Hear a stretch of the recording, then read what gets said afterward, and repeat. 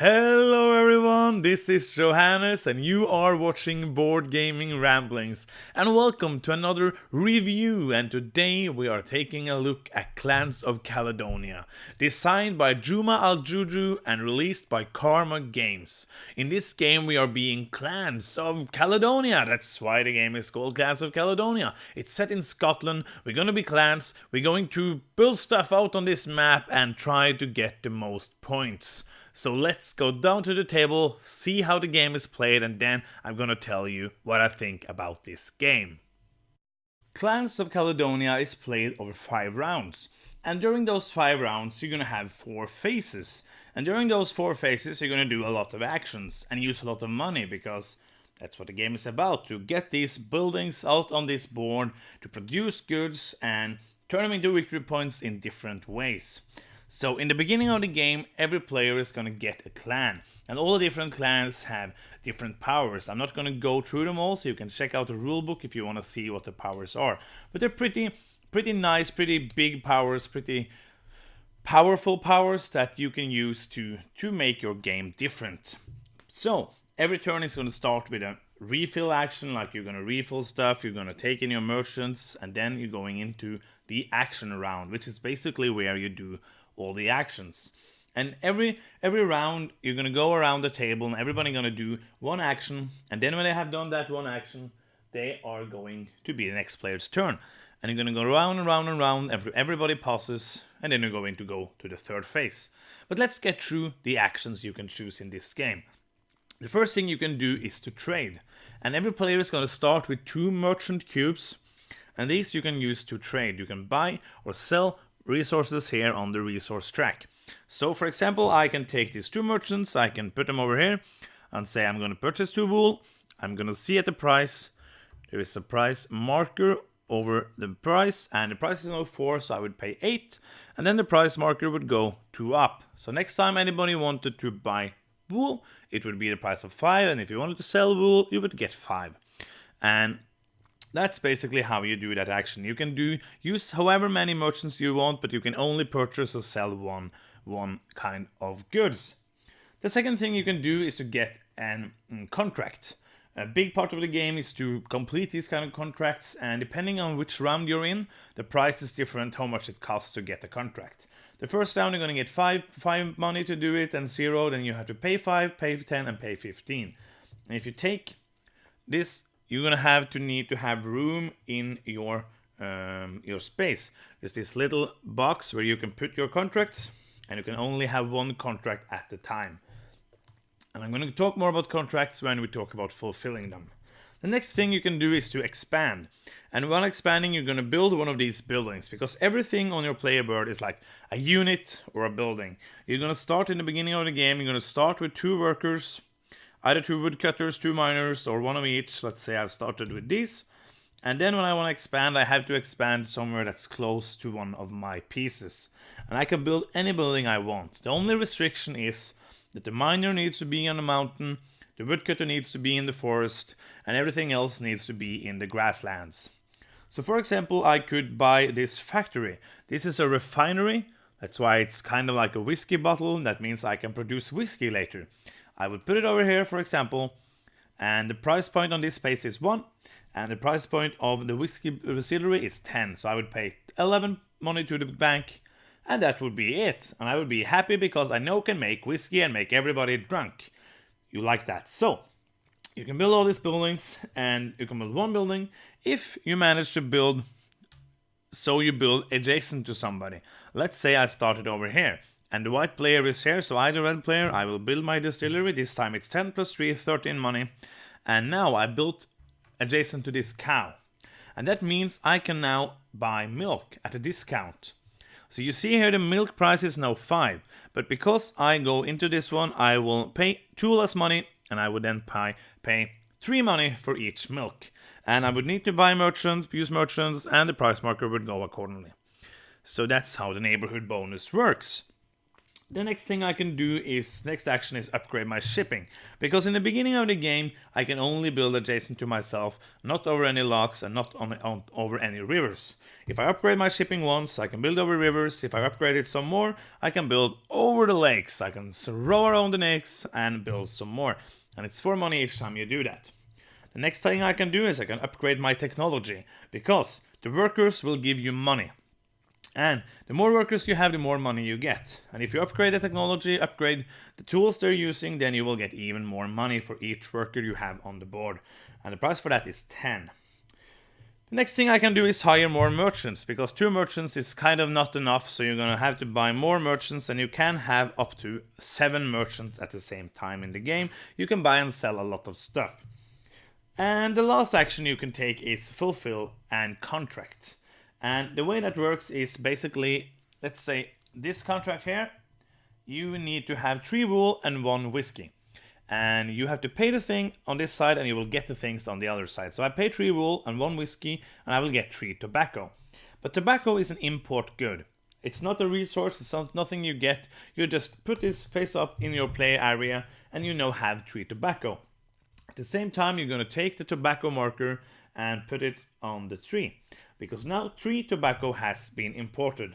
And that is important later when you score, because there's three different import goods. There's tobacco, there's cotton, and it's sugarcane. And the one that has been the less imported is worth the most point in the end of the game, and so on up to the one that has been the most imported. So you have to kind of think about that when you choose a contract as well. Also, you might get this, I don't remember the name in English now, but it's one of the ingredients in beer. And you can get those, and those basically just victory points. That's the one on the bottom there. That's just victory points. And in the middle, you can get some bonuses. You can get some money, you can get a free upgrade, or you can get to play something on the board without paying the space cost. And that's basically how you fulfill a contract.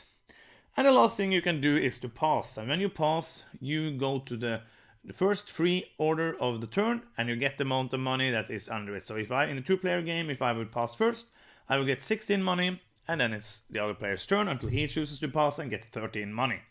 After everyone has done that, you go to the third phase where you get money, then you get the basic goods, and the basic goods are wool from the sheep, milk from the cows, and grain from the fields.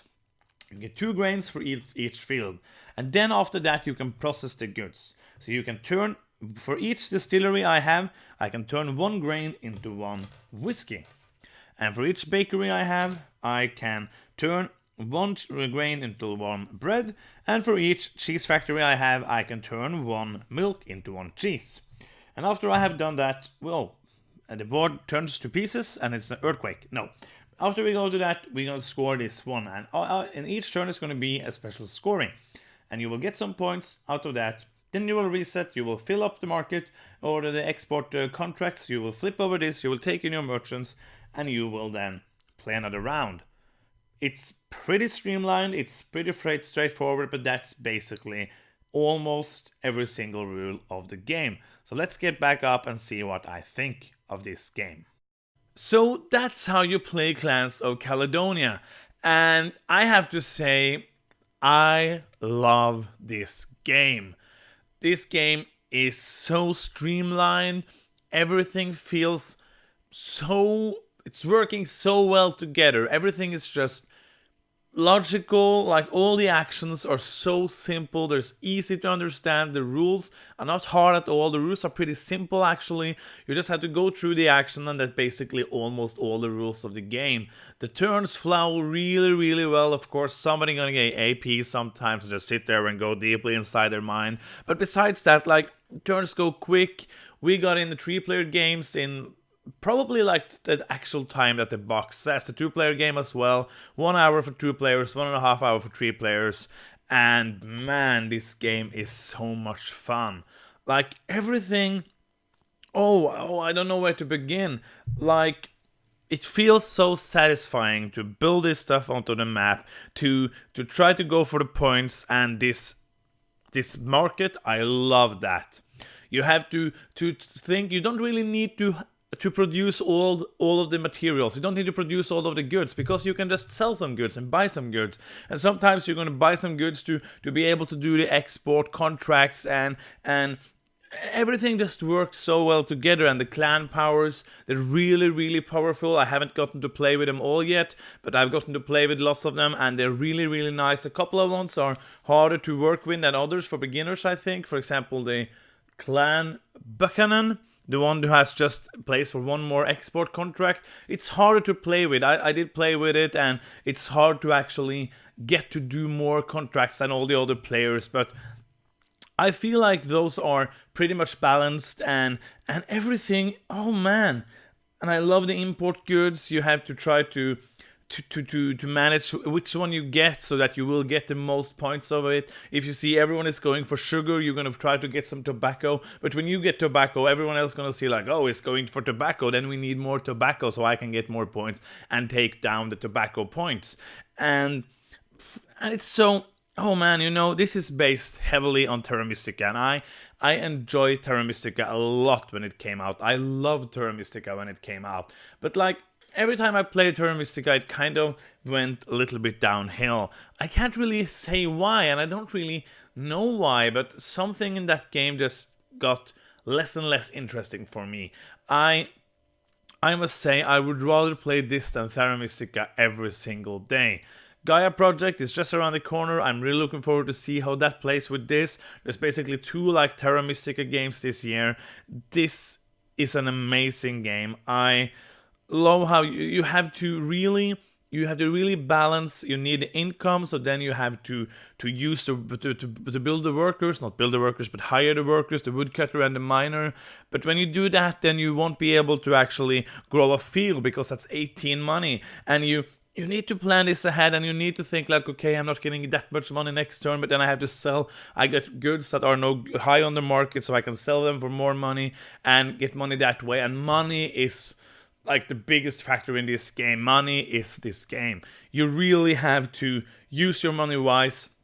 You have to try to get the most amount of money, and just have fun. Like the money is scarce, but you can get a lot of money, but the money just flows out, because if you build one building, that's like 11 to 23 money or something like that. And yeah, and you have these import-export actions that you can do once, so those you're going to fight for those whatever where they are on the table, and everything in this game is good.